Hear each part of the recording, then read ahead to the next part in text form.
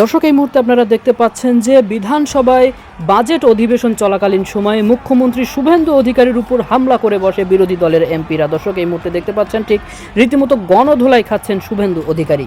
যাক, যখন প্রধানমন্ত্রী চীন সফরে তখন একটা ভারত থেকে সুখবর আসলো। বিজেপির সংসদ সদস্যদের হাতাহাতির ঘটনা ঘটেছে। এ সময় বিজেপির দুই সংসদ সদস্য মাথায় আঘাত পেলে তাদের হাসপাতালে ভর্তি করা হয়। শুভেন্দু অধিকারীর মাথায় প্রচুর রক্তক্ষরণের কথা জানিয়েছে হাসপাতাল কর্তৃপক্ষ। ভারতের সংসদে ঘটে গেল এবার তুলকালাম কাণ্ড।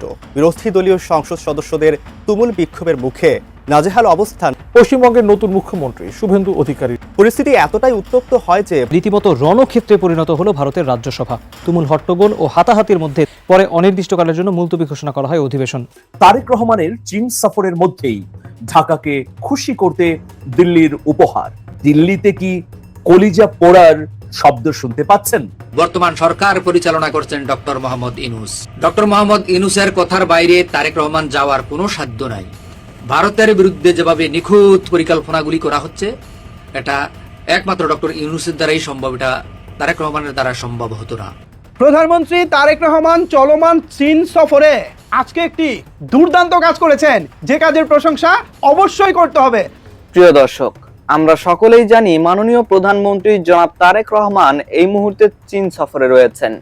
প্রিয় দর্শক, তিনি যখন চীনে রয়েছেন ঠিক সেই মুহূর্তে বাংলাদেশের জন্য ভারত থেকে সুসংবাদ এসেছে। প্রিয় দর্শক, এখন আপনারা প্রশ্ন করতে পারেন কি সেই সুসংবাদ? ভারতের মতো দেশ, যাকে বাংলাদেশ এই মুহূর্তে শত্রু রাষ্ট্র হিসাবে গোনায় ধরছে, সেই রাষ্ট্র থেকে যখন বাংলাদেশের জন্য সুসংবাদ আসে, তখন জনমনে একটি প্রশ্ন তো ওঠেই যে এটি কি ধরনের সুসংবাদ হতে পারে। তো প্রিয় দর্শক, আপনার মনেও যদি এই ধরনের প্রশ্ন থেকে থাকে তাহলে অবশ্যই ভিডিওটি মনোযোগ সহকারে দেখবেন। তাহলেই ভারত থেকে এই মুহূর্তে বাংলাদেশের জন্য কি সুসংবাদ এসেছে সেটি জানতে পারবেন। আরো একজন বিশ্লেষক তো বলেছেন যে এটিকে আসলে সুসংবাদ না বলে আসলে সারপ্রাইজও বলা যেতে পারে। তো প্রিয় দর্শক, সেই সারপ্রাইজটি সম্পর্কেও আপনারা জানতে পারবেন। তো দর্শক, আমি আর বেশি কথা বাড়াবো না। এই ভিডিও শুরুতেই আপনাদের আরো যে ভিডিওগুলোর অংশ বিশেষ দেখিয়ে শুরু করেছিলাম, সেই ভিডিওগুলোর বিস্তারিত আলোচনা দেখাবো। তবে তার আগে বলি, যারা এখনো চ্যানেলটি সাবস্ক্রাইব করেননি সকলে চ্যানেলটি সাবস্ক্রাইব করে পাশে থাকা বেল আইকনটি বাজিয়ে দিবেন। আর যারা ইতিমধ্যেই সাবস্ক্রাইব করে গেছেন তাদের সকলকে অসংখ্য ধন্যবাদ। তো চলুন একটি লাইক দিয়ে আমরা ধারাবাহিকভাবে সবগুলো ভিডিওর বিস্তারিত আলোচনা দেখে আসি। তারেক রহমানের চীন সফরের মধ্যেই ঢাকাকে খুশি করতে দিল্লির উপহার। প্রিয় দর্শক, চাঞ্চল্যকর খবর। চীনের সঙ্গে বাংলাদেশের ঐতিহাসিক এবং বিরল একটা সম্পর্ক স্থাপিত হতে যাচ্ছে। মুক্তিযুদ্ধের পরে গত 55 বছরের মধ্যে সবচেয়ে আকাশ স্পর্শী এই সম্পর্ক গড়তে যাচ্ছে বলে কূটনৈতিক বিশ্লেষকরা বলেছেন। যখন ঢাকা বেইজিং এইরকম হৃদ্যতাপূর্ণ উষ্ণ সম্পর্কের বিস্তৃতি ঘটাচ্ছে, তখন দিল্লিতে কি কলিজা পোড়ার শব্দ শুনতে পাচ্ছেন? আমরা সবাইকে ন্যায্যতা এবং সমতার ভিত্তিতে আবদ্ধ করতে চাই কূটনৈতিক সম্পর্কে।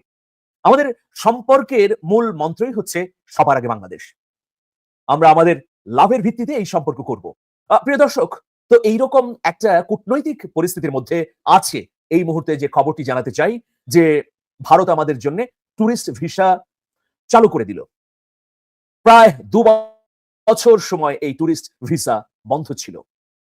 আমাদের প্রধানমন্ত্রী তারেক রহমান যখন চীন সফরে বেইজিং এ অবস্থান করছেন, তখন এই ধরনের একটি খবর এলো। ঢাকাস্থ ভারতীয় দূতাবাস থেকে একটা খবর এলো যে বাংলাদেশের জন্য টুরিস্ট ভিসা উন্মুক্ত হয়েছে। তো দীনেশ ত্রিবেদী যে সারপ্রাইজ আমাদেরকে দিয়েছেন, এটাকে ভারতের তরফ থেকে সারপ্রাইজ বলা যায়। বাংলাদেশের তরফ থেকে কি নামে সম্বোধন আপনারা করবেন সেটা কমেন্ট বক্সে লিখুন।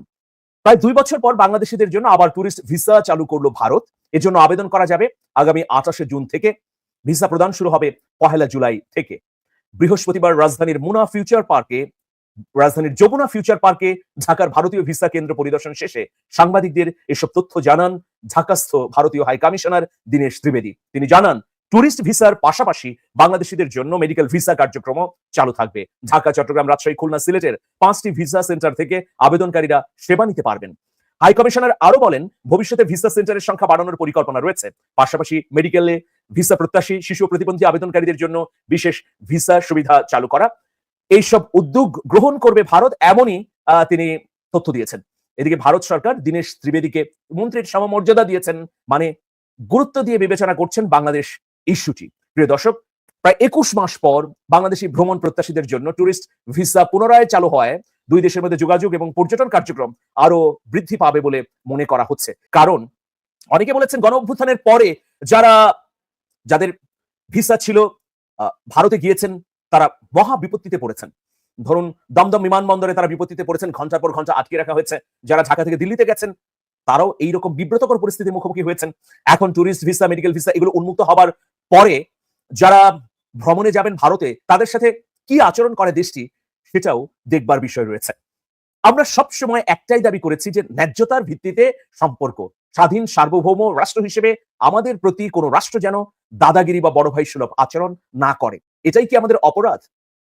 যে কারণে বাংলাদেশকে ঘিরে বা বাংলাদেশের গণতন্ত্রকে ব্যাহত করবার জন্য নানা এক্সট্রা টেরিটরি কনস্পিরেসি শুরু হয়েছে। তো প্রিয় দর্শক, আজকের এই ট্যুরিস্ট ভিসার ভারতীয় ঘোষণা খুবই তাৎপর্যপূর্ণ এই কারণে যে যখন বাংলাদেশ তার কূটনীতিকে নানা দিকে এগিয়ে নিচ্ছে, বহু বর্ণিল, বহু ব্যতিক্রমী পথে এগুচ্ছে, সম্পর্ক নানা স্তরে নানাভাবে এগিয়ে যাচ্ছে, তখন এইরকম একটি খবর দিল্লি দিল। কিন্তু এর মধ্য দিয়ে কি বরফ গলবে?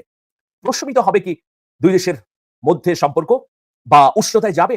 বাংলাদেশের মানুষের মনে ভারতের নীতি সম্পর্কে যে ক্ষোভ, সেই ক্ষোভ কি কমবে? এই প্রশ্নগুলো রয়েছে। এই জন্য আস্থা প্রয়োজন।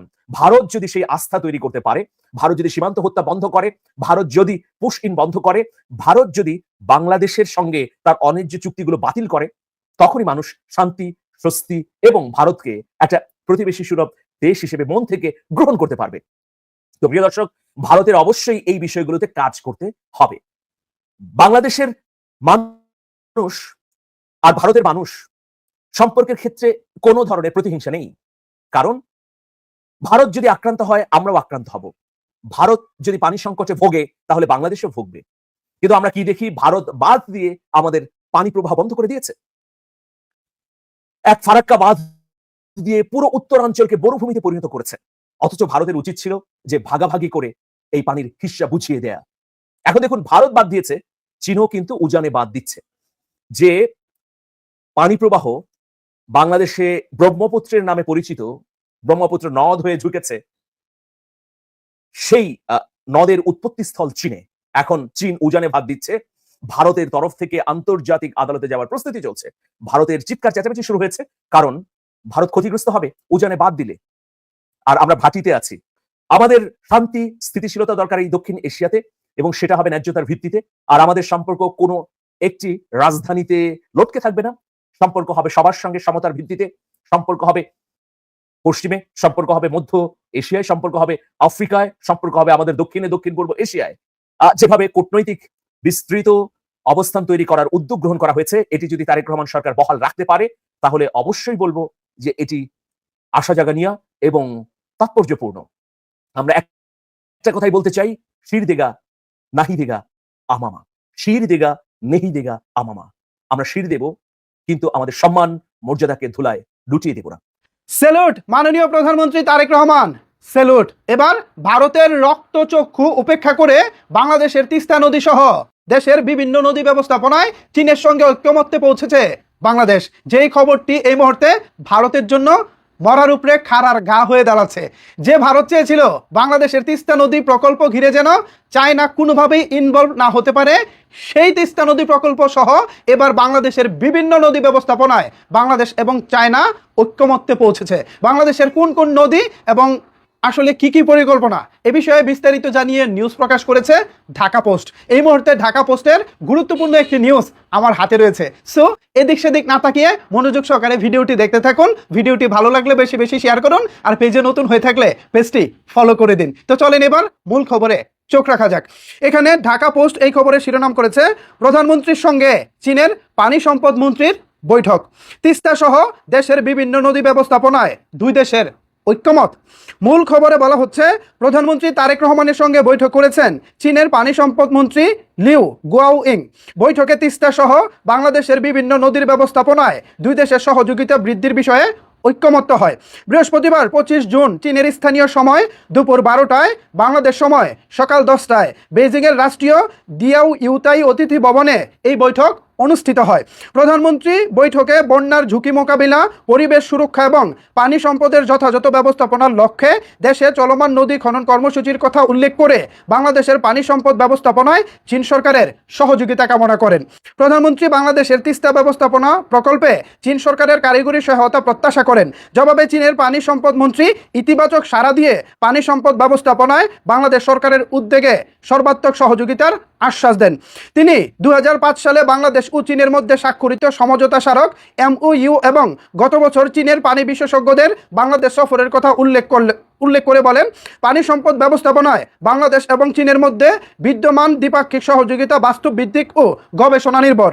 প্রধানমন্ত্রী বাংলাদেশের নদী ভাঙ্গন রোধ, সেচ ব্যবস্থাপনা এবং নৌ নেভিগেশন উন্নয়নে চীন সরকারের সহযোগিতা প্রত্যাশা করেন।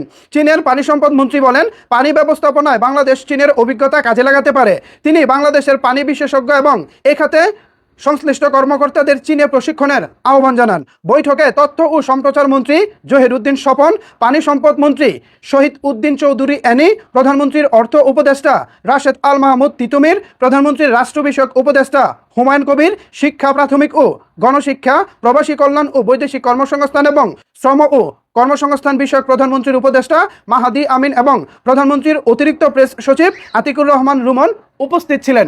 তো এই খবরের সবচেয়ে ভালো লাগার এবং যেটা চমকপ্রদ খবর সেটা হলো তিস্তা নদী পরিকল্পনা বা মহাপরিকল্পনা, যে পরিকল্পনাকে ঘিরে বাংলাদেশ দীর্ঘদিন ধরেই চাচ্ছিল কিছু একটা করতে, আর এই পরিকল্পনা যেন চীন কোনোভাবে করতে না পারে এ ব্যাপারে ভারত অনেক আগে থেকেই সজাগ। ভারত এ ব্যাপারে অনেক আগে নাক গলিয়েছে। এখন দেখার বিষয়, যেহেতু বাংলাদেশ এবং চায়না তিস্তা নদী সহ দেশের বিভিন্ন নদী ব্যবস্থাপনায় ঐক্যমত্যে পৌঁছেছে, সো তিস্তা ব্যবস্থাপনাটা কি এবার হয়ে যায় কিনা এটাই হচ্ছে আমাদের দেখার বিষয়। যদি এটা লাকিলি হয়ে যায়, এটা বাংলাদেশের জন্য অনেক অনেক বড় খবর এবং ভালো লাগার একটি খবর হবে, দারুণ একটি খবর হবে। আমি চাই প্রধানমন্ত্রী তারেক রহমান আজকে যে বিষয়টি চীনের পানি সম্পদ মন্ত্রীর সামনে উল্লেখ করেছেন সেটা যেন বাস্তবায়িত হয়। বন্ধুরা, দিল্লি নাকি বেইজিং, কার নিয়ন্ত্রণে থাকবে বাংলাদেশের ভবিষ্যৎ ট্রানজিট রুট?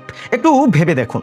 কক্সবাজারের ঘুমধুম সীমান্ত দিয়ে একটা আন্তর্জাতিক হাইওয়েতে উঠে মাত্র কয়েক ঘন্টার মধ্যে আপনি সোজা চলে গেলেন চীনের কুনমিং শহরে। এই একটা মেগা প্রজেক্ট যদি বাস্তবে রূপ নেয়, তবে চিরতরে ভেঙে চুরমার হয়ে যেতে পারে বাংলাদেশের ওপার ভারতের এতদিনের একচেটিয়া আঞ্চলিক আধিপত্য আর দাদাগিরি। দক্ষিণ এশিয়ার ক্ষমতার ভারসাম্য সম্পূর্ণ বদলে দেওয়ার মতো এই গ্র্যান্ড মাস্টার প্ল্যান চীন বহু বছর আগে সাজালেও কোনো অদৃশ্য শক্তির কারণে এই রুটটি আজ অবধি আলোর মুখ দেখেনি। কেন দিল্লি এই রাস্তাটি বন্ধ রাখতে এত মরিয়া? আজকের ভিডিওতে আমরা কোনো রাগ টাক না করে একদম আন্তর্জাতিক রোড ব্লকের পিছনের আসল রহস্য এবং ভূ রাজনৈতিক সমীকরণটি আপনাদের সামনে ফাঁস করব। কারণ বিষয়টা খুবই গুরুত্বপূর্ণ এবং এটা যদি আপনি জেনে যান তাহলে বুঝবেন যে বাংলাদেশ আসলে কোন পর্যায়ে আছে, বাংলাদেশের সামনে কি কি সুযোগ সুবিধা আছে, এতদিন যাবত আমাদেরকে কেন এসব থেকে আটকে রাখা হয়েছিল। আমাদের অনেকগুলো রাস্তা আছে কিন্তু তাদের নাই। তো চলেন একদম গোড়া থেকে শুরু করি। ঘুমধুম মিয়ানমার কুনমিং রুটকে বৈশ্বিক কূটনীতিক ভাষায় একে বলা হয় চীন মিয়ানমার বাংলাদেশ অর্থনৈতিক করিডর। ভৌগোলিক হিসাবটা একদম পানির মতো সহজ, একটু বুঝে দেখে চলেন। বাংলাদেশের ঘুমধুম সীমান্ত থেকে মিয়ানমারের বুক চিরে চীনের ইউনান প্রদেশের রাজধানী কুনমিং পর্যন্ত দূরত্ব স্থলপথে খুব সামান্য। এই করিডোর দিয়ে বাংলাদেশ সরাসরি যুক্ত হতে পারে চীনের মূল ভূখণ্ডের সাথে। শুধু চীন না, এই একই রাস্তা দিয়ে থাইল্যান্ড, মালয়েশিয়া এবং ভিয়েতনামের মতো গোটা দক্ষিণ পূর্ব এশিয়া আমাদের হাতের নাগালে চলে আসবে। বর্তমান বাংলাদেশ তার ট্রানজিট এবং স্থল যোগাযোগের জন্য ব্যাপকভাবে ভারতের উপরে কিন্তু নির্ভরশীল। এই একমুখী নির্ভরতার কারণেই আন্তর্জাতিক কূটনীতিতে আমরা অনেক সময় ভারতের চাপের মুখে পড়তে বাধ্য হই। কিন্তু এই কুনমিং হাইওয়ে যদি চালু হয়ে যায়, বাংলাদেশ সেই একক নির্ভরতার বৃত্ত থেকে এক ঝটকায় বেরিয়ে আসতে পারবে। এখন প্রশ্ন হলো, এই প্রজেক্টের সাথে ভারত ও চীনের আসল বিরোধটা কোন জায়গায়? আসেন এটা একটু বুঝে দেখি। এখানে মূল গেমটা আসলে 3টা পয়েন্টে বিভক্ত। আমি আপনাদেরকে একটা একটা করে ধরে ধরে বোঝাচ্ছি। পয়েন্ট নাম্বার 1, শিলিগুড়ি করিডর বা চিকেন নেক থ্রেট। বুঝছেন, ভারতের সবচেয়ে বড় দুর্বলতা হলো তাদের উত্তর পশ্চিমাঞ্চলীয় 7টি রাজ্য 7 সিস্টার, যা মূল ভারতের সাথে মাত্র 22 কিলোমিটার চওড়া একটি চিকেন করিডর দিয়ে যুক্ত, যাকে বলা হয় চিকেন নেক। ভারতের শঙ্কা হলো, চীন যদি বাংলাদেশ ও মিয়ানমারের উপর দিয়ে বঙ্গোপসাগর পর্যন্ত এই স্থল অ্যাক্সেস বা হাইওয়ে পেয়ে যায়, তবে যুদ্ধের সময় চীন খুব সহজেই ভারতের এই চিকেন নেক বা শিলিগুড়ি করিডর কেটে দিয়ে সেভেন সিস্টারকে পুরো ভারতের থেকে বিচ্ছিন্ন করে দিতে পারবে। তাই ভারতের জাতীয় নিরাপত্তার জন্য এই রুটটি একটি জীবন্ত হুমকি ভারতের জন্য। পয়েন্ট নাম্বার 2, চীনের মালাক্কা ডিলেমা ও বঙ্গোপসাগরের নিয়ন্ত্রণ। চীন প্রায় 80% তেল আমদানি হয় মালাক্কা প্রণালী দিয়ে, যা আমেরিকার নৌবাহিনী যে কোনো মুহূর্তে ব্লক করে দিতে পারে। এই ফাঁদ থেকে বাঁচতে চীন মরিয়া হয়ে মিয়ানমারের রাখাইন রাজ্যে বিলিয়ন বিলিয়ন ডলারের বিনিয়োগ করে গভীর সমুদ্র বন্দর বানাচ্ছে এবং তেল গ্যাস পাইপলাইন টেনে নিচ্ছে। চীন হচ্ছে এই পাইপলাইন এবং হাইওয়েকে বাংলাদেশের ঘুমধুমের সাথে কানেক্ট করতে মরিয়া হয়ে উঠছে।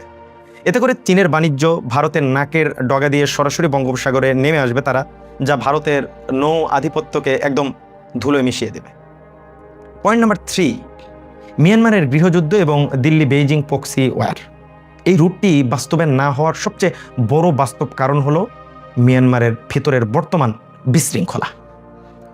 ঘুমধুমের উপরে রাখাইন ও চীন রাজ্য, মিয়ানমার জান্তা সরকারের সাথে আরাকান আর্মি সহ শক্তিশালী বিদ্রোহী গোষ্ঠীগুলোর তুমুল যুদ্ধ চলতেছে। মজার ব্যাপার হলো এই বিদ্রোহ গোষ্ঠীগুলোর অনেকে চীন পরোক্ষভাবে অস্ত্র ও অর্থ দিয়ে নিয়ন্ত্রণ করে। মজার ব্যাপার। আবার ভারতও সেখানে নিজেদের স্বার্থ জান্তা সরকারের পাশাপাশি কিছু গোষ্ঠীকে ব্যাকআপ দেয় আর কি ভারত। এই ত্রিমুখী প্রক্সি ওয়্যার বা ছায়াযুদ্ধের কারণে পুরো সীমান্ত এলাকা এখন একটি জ্বলন্ত আগ্নেয়গিরি বা যার উপর দিয়ে একটি আন্তর্জাতিক হাইওয়ে নির্মাণ করা এই মুহূর্তে চরম ঝুঁকিপূর্ণ, এজন্য করা যাচ্ছে না। আমরা আমাদের চ্যানেলের আগের বিশ্লেষণগুলোতে আপনাদেরকে দেখিয়েছি যে কিভাবে বাংলাদেশে একটি নির্দিষ্ট সময় পর্যন্ত একমুখী পররাষ্ট্রনীতি চলেছে, যেখানে সমস্ত কৌশলগত সুবিধা কেবল একটি প্রতিবেশী দেশকেই দেওয়া হয়েছে।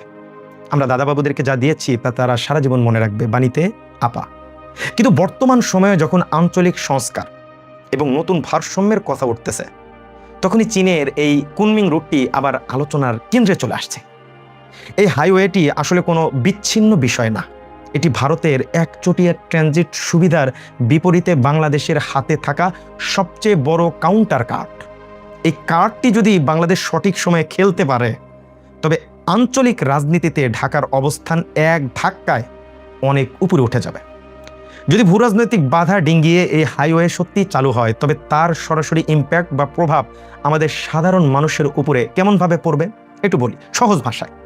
বাংলাদেশ তখন আর কোনো প্রান্তিক দেশ থাকবে না। ঢাকা এবং চট্টগ্রাম হয়ে উঠবে দক্ষিণ এশিয়ার প্রধান ইকোনমিক গেটওয়ে।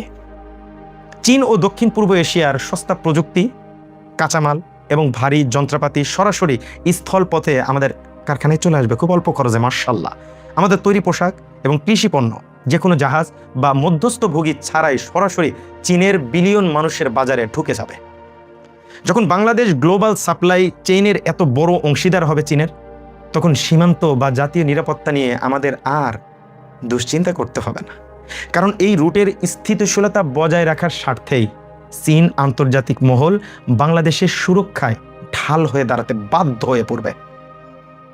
পরিশেষে বলা যায়, মিয়ানমার হয়ে চীনের কুনমিং পর্যন্ত এই মহাসড়ক কেবল পিচ আর পাথরের কোনো রাস্তা না, এটি আসলে ভারতের একক ভূ রাজনৈতিক বেষ্টনী ভেঙে বাংলাদেশের মুক্ত আকাশে ডানা মেলার এক ঐতিহাসিক ট্রানজিট।